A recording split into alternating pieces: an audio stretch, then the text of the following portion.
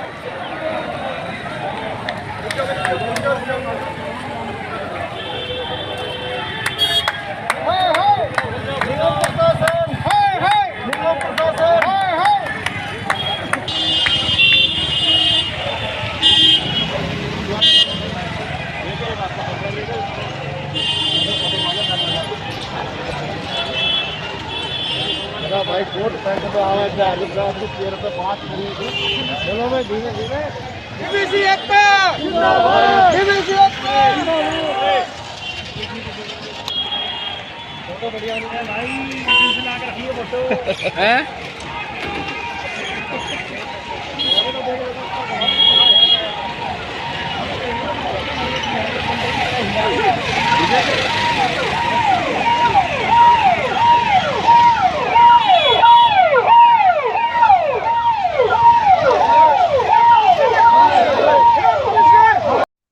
देवानंद जी, आज आप के डीबीसी कर्मचारियों ने हमने देखा है कि किस तरह से सिविक सेंटर का घेराव किया। उनमें से बहुत सारे डीबीसी कर्मचारी जो है वो अर्धनग्न अवस्था में आकर उन्होंने प्रदर्शन किया। तो मैं पूछना चाहता हूं कि आखिर इसकी नौबत क्यों आन पड़ी?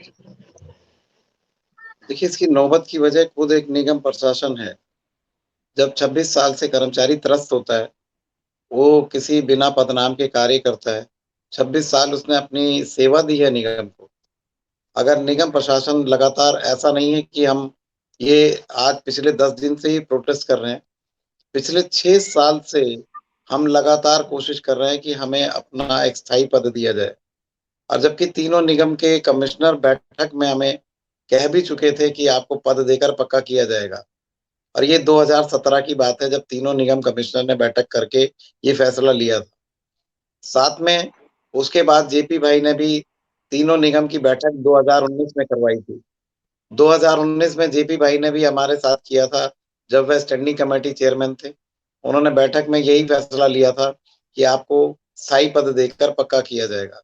लेकिन आज ढाक के 3 पात ना तो हमारी उम्मीदों पे खरा उतरे। कभी उन्होंने कहा कि दिवाली पे तोहफा मिलेगा, कभी उनके कहने के बावजूद 3 दिवालियाँ बीत गई।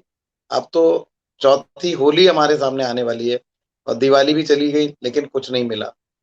फिर दूसरा, अभी मुश्किल से 5 महीने पहले अक्टूबर 25 तारीख को हमें फिर दोबारा एक बैठक में साउथ और नॉर्थ निगम के एडिशनल कमिश्नर ने फिर लिखित रूप से आश्वासन दिया कि आपको एमटीएस का पद दिया जाएगा। अब एमटीएस के पद को ना देने के बावजूद लगातार हम कोशिश करते रहे, बातचीत करते रहे, लिखित रूप से भी और मौखिक रूप से भी। लगातार 4 लेटर दे चुका हूँ पिछले 5 महीनों में कि हमारे किए गए वादे को पूरा करें।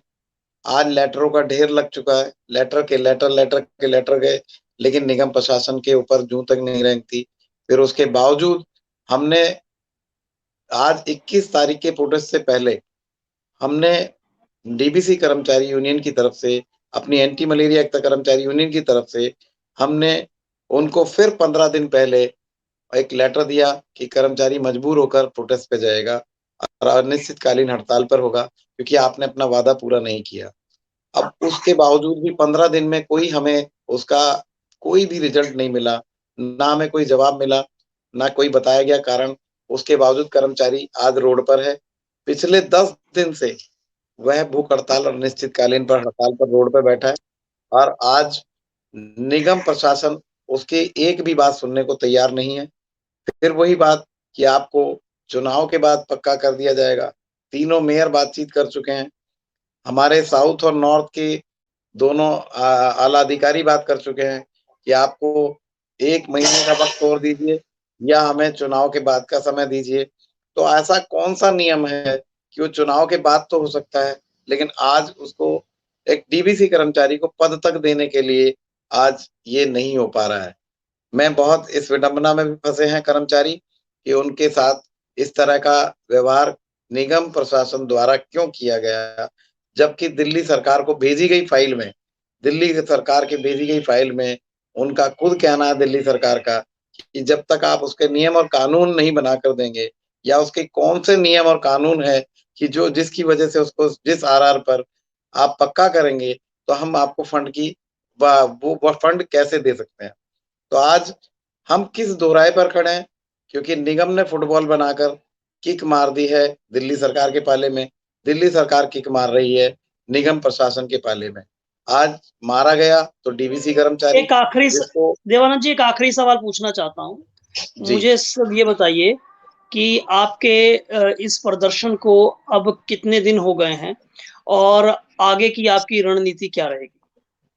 देखिए, अब हम अगर आज बैठ गए हैं, तो अब हमने पहले ही अपनी जान हथेली पर रखकर बैठ गए हैं कि आज होगा, तो अब यहीं होगा। या तो कर्मचारी अपनी जान दे देगा या अपना नाम लेकर जाएगा। जिसका नाम ही नहीं, जिसमें निगम ने उसे सोचा ही नहीं कि 26 वर्षों में उसको क्या दिया जाएगा, क्या किया जाएगा उसके साथ, लेकिन उसके एक पदनाम तक देने में निगम नाकाम है। तो मैं यही उम्मीद करूँगा, फिर तो बेनाम मर जाना ही अच्छा है कि हम यहाँ भूखे या अनिश्चितकालीन हड़ताल पर रहते ही मर जाएँ, या साथ-साथ अब निगम के जो आने वाली चुनाव की ड्यूटियाँ हैं, उसमें पहले से ही हमारी लिस्ट तैयार कर दी गई हैं। जहाँ चुनाव में बहुत बड़ी भूमिका डीबीसी कर्मचारी निभाता है, उस भूमिका को भी वह नहीं निभाएगा, क्योंकि मैं खुद निर्वाचन आयोग में अब लेटर लगाने वाला हूँ कि डीबीसी कर्मचारी अपनी तरफ से, निगम प्रशासन की तरफ से कोई भी हमारी चुनाव की ड्यूटी नहीं करेगा। उसमें चाहे हमारे साथ कोई हमें जेल हो जाए या हमें फांसी पे लटका दिया जाए। अब कोई भी कर्मचारी हमारा निगम की किसी भी तरह की कोई चुनावी ड्यूटी को नहीं करेगा। साथ में जिसे भी करना है, जो भी करना है, चुनाव से पहले करे, अन्यथा डीवीसी कर्मचारी से किसी भी हित में कोई भी कर्मचारी से कोई इस बात को बिना पदनाम के कोई बात करने की कोशिश ना करे। बातचीत के लिए शुक्रिया देवानंद जी, आपका बहुत बहुत शुक्रिया। धन्यवाद सर, धन्यवाद।